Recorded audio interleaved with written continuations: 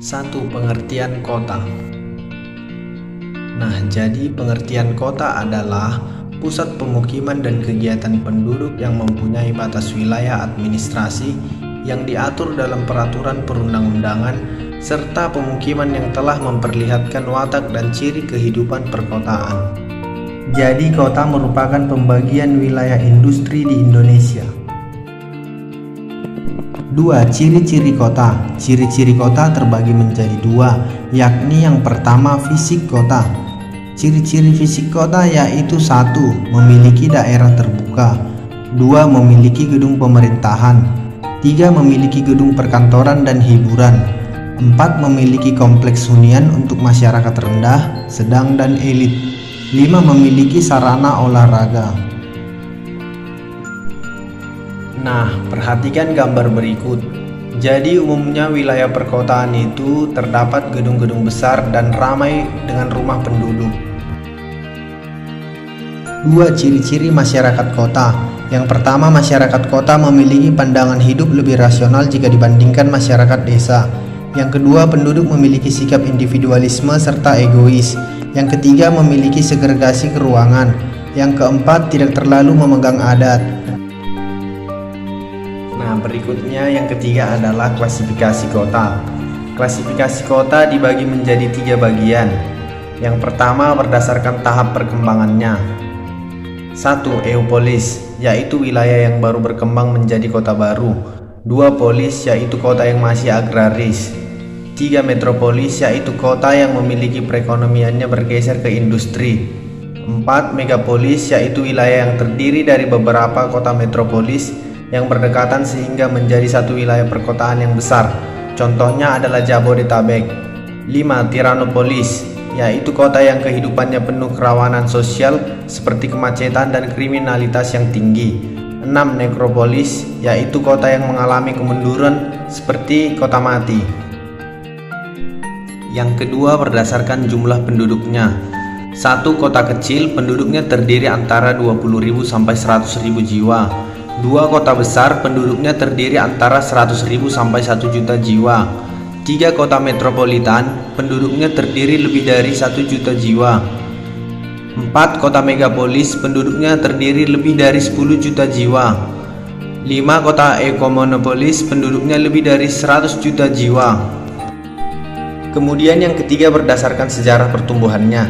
Jadi berdasarkan sejarah pertumbuhannya, kota dibagi menjadi 4. Yang pertama, kota dari pusat perkebunan. Yang kedua, kota dari pusat industri. Yang ketiga, kota dari pusat perdagangan. Yang keempat, kota dari pusat pemerintahan. 4. Struktur ruang kota. Ada 3 teori yang digunakan untuk menjelaskan struktur ruang kota. Ketiga teori itu yakni 1. Teori konsentris. Menurut Ernest W. Burgess dalam Introduction to the Science of Sociology pada tahun 1921, manusia punya kecenderungan alamiah untuk berada sedekat mungkin dengan pusat kota. Untuk mewujudkan itu, dikembangkan kota berbentuk konsentrik dengan pusat kota sebagai intinya. Teori ini berdasarkan hasil pengamatannya terhadap kota Chicago pada tahun 1923. Berdasarkan teori Burgess, kota dibagi menjadi 6 zona, yakni yang pertama, zona pusat daerah kegiatan. Di wilayah ini terdapat toko-toko besar, bangunan kantor, bank, rumah makan, pusat bisnis, dan lain sebagainya. Yang kedua, zona peralihan atau transisi. Di daerah ini terikat dengan zona pusat daerah kegiatan. Penggunaannya campuran antara pusat usaha dengan pemukiman. Masyarakat yang tinggal di daerah ini peralihan ekonominya tergolong miskin. Dalam perencanaan pembangunan kota, zona ini diubah menjadi kompleks perhotelan, parkir, dan jalan utama yang menghubungkan dengan daerah luarnya. 3. Zona pemukiman kelas proletar. Zona ini dihuni pekerja kelas rendahan. Rumah-rumah yang ada di zona ini kecil-kecil.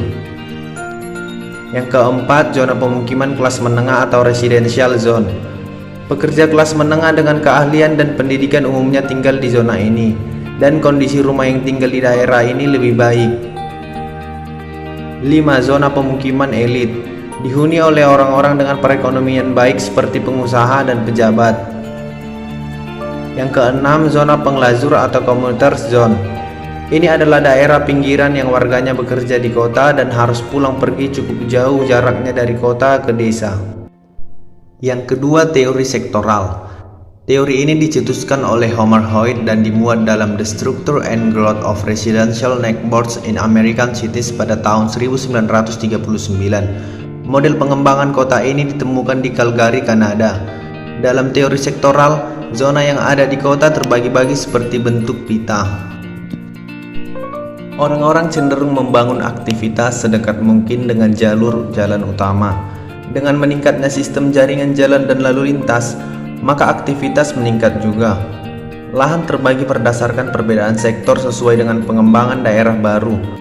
Nah, perhatikan berikut adalah pembagian wilayah berdasarkan teori sektoral. Yang pertama, zona 1 yaitu wilayah PDK.